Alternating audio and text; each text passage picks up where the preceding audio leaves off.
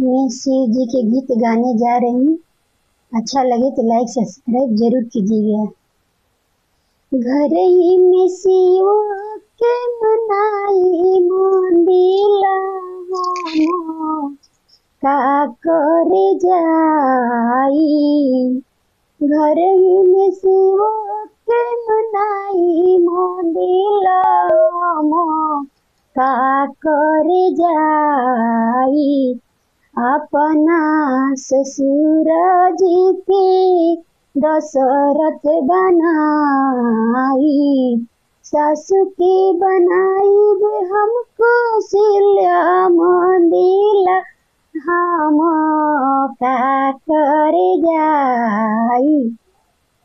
घर ही में शिव के मनाई मंदिला हम का करे जाई।